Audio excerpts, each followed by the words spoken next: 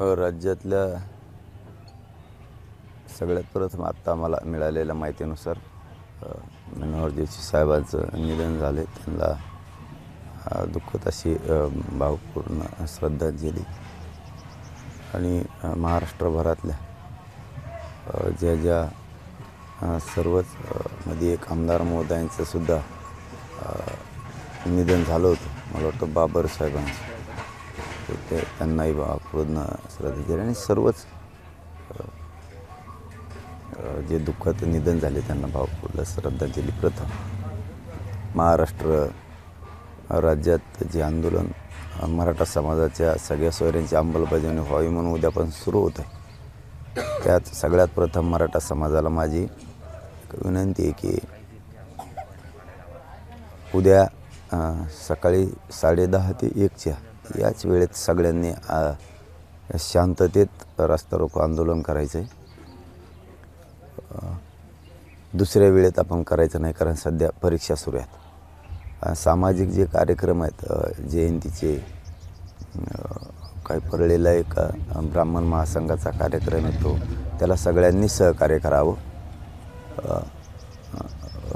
नेत्यांचं तर ठरलेलंच आहे, त्यांनी 24पासून आपल्या गावात आपल्या दारासमोर यायचं नाही म्हणजे नाही.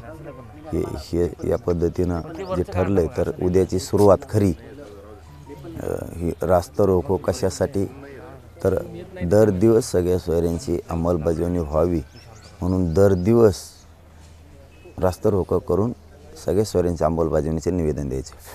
दर दिवस निवेदन दिलं जाणार आहे सरकारला रास्ता रोको करून सकाळी 10:30 ते 1 वाजेपर्यंतच्या या वेळेत. आणि विशेष करून मराठा समाजाला आणखीन एक विनंती आहे की आपला रास्ता रोको सुरू असताना एक 4 ते 5 पोरं आंदोलनाच्या चारही बाजूनं ठेवायची आणि आपण आपल्याजवळ शूटिंग ठेवायचं. शूटिंग यासाठी की कोणी दुसरं गालबोट लावतं आहे का आपल्या कार्यक्रमाला, कोणी काही जाळपोळ उद्रेक काही करतो आहे का, शांततेचं, किंवा पोलीस पण एखादा अधिकारी मध्ये घुसून साध्या कपड्यात काही करतो आहे का, याची पण बारकाईनं लक्ष ठेवण्यासाठी, कारण तसं अंतरवालीत घडलेलं इथून पाठीमागं मराठ्यांना डाग लावण्यासाठी. म्हणून प्रत्येकानं आपण आपल्या गावात 4-5 पोरं शूटिंग काढायसाठी कायम ठेवायचे आहेत. मोबाईलमध्ये शूटिंग काढून ठेवायचे आहेत. दर दिवसच्या रास्ता रोकोचे शांततेत रास्ता रोको केलेले पुरावे आपल्याला पाहिजे. कोणी त्या रास्ता रोकोत खोड जरी केली तर तो तुमच्या शूटिंगमध्ये दिसणार आहे आणि ती जबाबदारी त्याच्यावर ढकलून त्याच्यावर कठोर कारवाई करायला आपण या पुढच्या काळात लावणार आहे.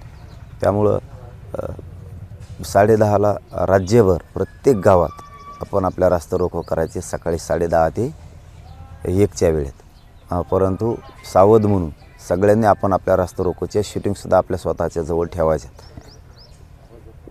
ही मराठा समाजाला विनंती. आणि 3 मार्चच्या आंदोलनाची जिल्ह्यात एकाच ठिकाणी एकाच वेळी जिल्ह्याच्या समाजाच्या वतीनं त्यांना जसं जसं शक्य आहे, म्हणजे त्यांना जसं त्यांच्या हिशोबानं ठिकाण शक्य आहे अशा ठिकाणी ताकदीनं करायचं आहे. त्याची तयारी आत्तापासूनच 3 मार्चच्या आंदोलनाची करायची.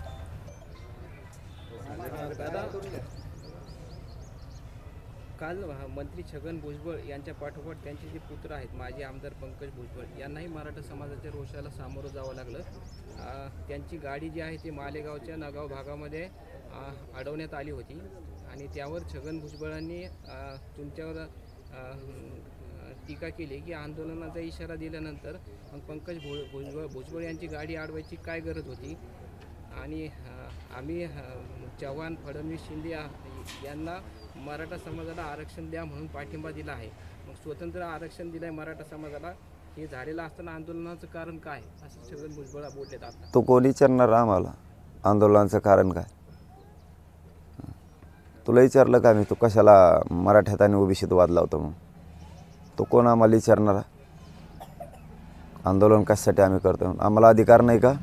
दर दिवस आंदोलन करण्याचा अधिकार आम्हाला नाही असं आहे का? या वर्षाला केल्यावर त्या वर्षालाच आंदोलन करायचं असं काही आहे का? दिवाळीसारखं ह्या दिवाळी त्या दिवाळीला दिवाळी करायची? आम्ही दर दिवस शांततेत रास्ता रोको करून दर दिवस सरकारला निवेदन देऊ शकतो. तो कोण रे सांगणार आम्हाला?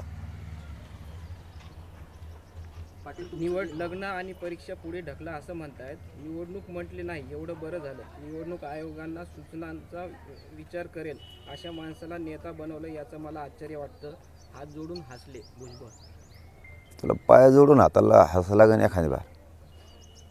ते नसतेत का केळाचे सालपटे खाणारे, तसं तुला टंगडे जोडून हसा लागणारे काही दिवसांनी. तुला परीक्षा ढकला म्हणलोच नाहीत आम्ही, त्यासाठी तुला म्हणतो टायमाला गोळ्या घे जाय. तुला गोळ्या संपल्या तो आहे माझी, याला गोळ्या द्या रे टायमाला. नाशिककरांनी तरी कमीत कमी याला गोळ्याचा खर्च उचलायचा. एकदा म्हणलो नाही तर आम्ही परीक्षा पुढं ढकला म्हणून. परीक्षा ठेवा पण त्यांना सहकार्य करा हे सांगितलं आहे. अडचण येता कामा नये काही विद्यार्थ्यांना. शांततेत आंदोलन झालं पाहिजे. आणि नेमकं निवडणूक ढकला म्हणलो म्हणा मी, आणि तू निवडणूकच ढकलू नका म्हणतोय. तो ऐकण्यात फरक झाला आहे. तू आऊट झाला, तू आऊट झाला. आणि आता तूच होय मला नाही व्हायचं. तूच होय म्हणजे मध्ये जायला सोपं जातं. कांदे शिल्लक राहिले सडलेले कांदे की तुला खायला होते ते. तो त्याच कामाचा आहे. काय सगळ्यात मोठी घाण डाग लागला यार ही ओबीसी बांधवाला, दलिंदर सगळ्या दुनियाचं. दादा, जरांगे पाटलांच्या शब्दात दम राहिलेला नाही. जे दिले त्यात समाधान मानावा. विजय वडेट्टीवारांनी जरांगे पाटील यांना सल्ला दिला आहे. त्याचबरोबर जरांगे पाटलांच्या भाषेमध्ये आता गरमी दिसते, गर्व दिसतो. वडेट्टीवार आता दम तुम्ही नका शिकू म्हणा मला. तुमचं बघा दुरण कसं टेकत ह्या बारीन कुठं, त्याचं त्या धोरणाला लागा. मराठ्याच्या नादात लागायला सांगितलं का राहुल गांधींनी तुम्हाला? मराठ्यावर टीका कर म्हणून विरोधी पक्ष नेता आहे का कोणी? तो घराचं पद आहे का ते स्वतःचे? जनतेचं पद आहे ते विरोधी पक्ष नेता सगळ्यांसाठी असतं. दम काढायचे कोणी सांगितलं तुला? तू काय दम बघतो आमचे? तू मुंबईत नाही बघितले का? तुला हागायला जाता आलं असं इकडून तिकडे जाता आलं नसं. हे असले राहुल गांधी साहेब हे असले कशाला निवडीत आहेत का नाही? तू तर पुढचं बघ ना, ते कसं वाढीत येईन त्याचं धोरण बघ ना. इकडं आंदोलन काय बोलतो मराठ्याचे? तो काय एका जातीचा विरोधी पक्ष नेता आहे का? परत म्हणते तर एकेरी बोलतो. नीट बोलायला की नीट बोला ना. आमचा दम काय बघतो? आमचा दम बघायला गेलं तर तुला हागायला जागा नाही सापडायची. पाटील, तुमचं पहिलं उपोषण, दुसरं उपोषण, तिसरं उपोषण सर्वांचं लक्ष केंद्रित होतं आहे आणि तुमचं पॅटर्न आहे टप्प्यांमध्ये तेव्हा तुम्ही जे उपोषण करता ते यशस्वी ठरतं. मात्र भुजबळ असं म्हणतात की मनोज जरांगे मारुतीचं शेपूट आहे, शांत बसणार नाही, ते वाढतच राहणार. तो याकडेच येणार आहे ती शेपूट. गोधडी घेऊन थांब नाही तो जैन कुंकड. हां, शेपूट तो याकडेच येणार आहे म्हणा ती. हार्दिक पटेल यांनी गुजरातमध्ये 5-5 लाखांच्या सभा घेतल्या. जरांगे पाटलांचाही हार्दिक पटेल होईल असं वडेट्टीवार म्हणाले. त्याला तर काही कळतं की नाही का? एवढं मोठं दिसतंय, चांगलं दिसतंय. राहुल गांधीनं बहुतेक सांगितलं वाटतं, राहुल गांधी साहेबांनी तो मराठ्याच्या विरोधात बोलत जा म्हणून. मागं बी एकदा सांगितलं होतं त्याला. सगळा सोपडा साफ होईल, नीट राह ना. राजकीय करिअर बरबाद करून टाकशील. विरोधी पक्षाने आता सगळ्याच आहे. काय म्हणला देऊ? तुमचं पण हार्दिक पटेल होईल. ते तुम्हाला धंदे जमत येते, तुम्हीच केला आहे त्याचा देऊ. हां, तुमचाच हार्दिक पटेल करू शकतो आम्ही मराठी जर मनावर घेतलं मग. हां, तुमचा सगळ्यांचा हार्दिक पटेल करू शकतो मग. भोई सपाट नीट बोला शिका राहुल गांधी साहेब याला. नाही त्याला जाऊ दे तिकडचं करा समुद्राचं एखाद्या विरोधी पक्ष नेता. जनतेचं नका करू याला, म्हणजे तिकडे खेकडे फेकडे धरी. दादा, चॅनल्सनी तुमच्या विरोधात बोलणाऱ्यांच्या बातम्या दाखवल्याने काल तुम्ही संताप व्यक्त केला होता. प्रसारमाध्यमं म्हणून प्रत्येक बातमी दाखवणं आमचं काम आहे. तर अशा प्रकारे संताप व्यक्त करणं लोकशाहीच्या विरोधात नाही का असं वाटतं? अहो कुठं संताप व्यक्त केला? तुमचं चॅनलच म्हणायला लागलं बा एकटंच लई. संताप तरी व्यक्त केला का? म्हणलो मी एवढा मोठा व्यासपीठ उभा राहिलं त्याला. म्हणलो मी कोणाचा संताप व्यक्त केला आहे? अहो तुमच्यासारख्याचं गुणगान कोणाचेच गात नाही मी, कोणाचेच नाही गात. इतके गुणगान होतो तुमच्या सगळ्या चॅनलच्या प्रतिनिधीचे. मी म्हणलो फक्त की एवढे मोठमोठाले त्याला व्यासपीठ उभं राहिले याचा अर्थ राजकारण हातात. तुम्ही लई वेळ दाखवलं म्हणून तुम्हाला शंका आली काय?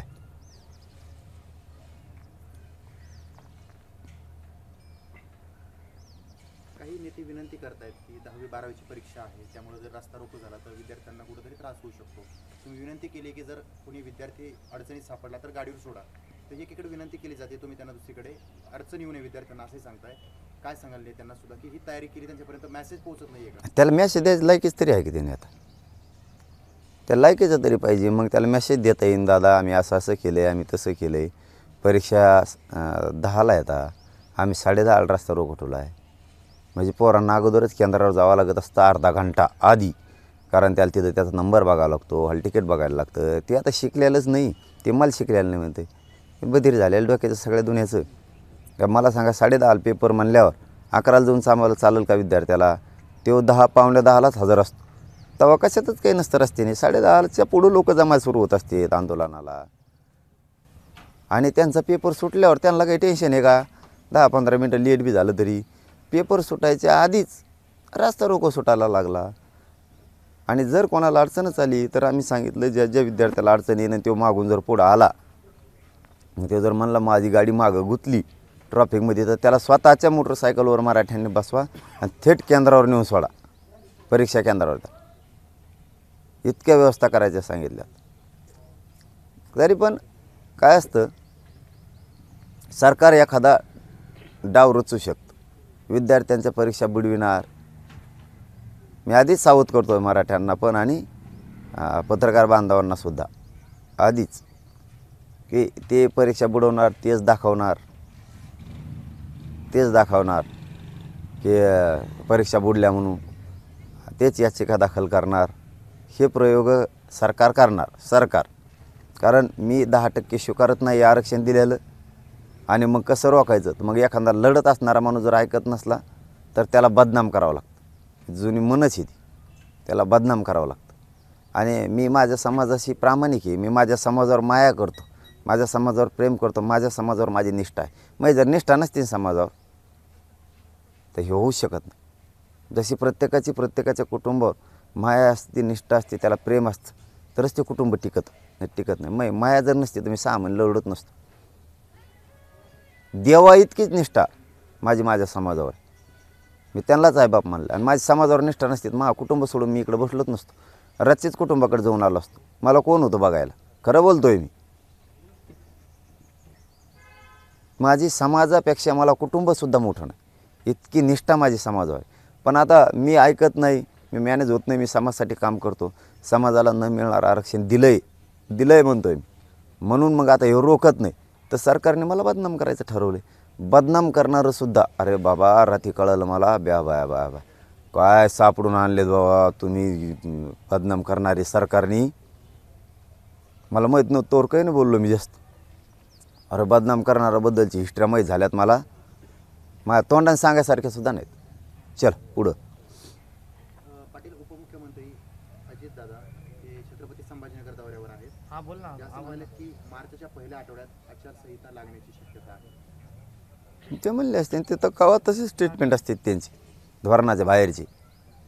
तिथून बघा तुम्ही पहिल्यापासून ते कवाच एखाद्या गोरगरिबाच्या अडचणीत आलेल्या लेकरांच्या समाजाच्या बाजूने बोललेले, कवा किचकटच बोललेले, म्हणजे कुंकडे बी गोंधळ होईन असलंच बोललेले. ते कवा त्यांचे स्टेटमेंट शोधून बघा तुम्ही.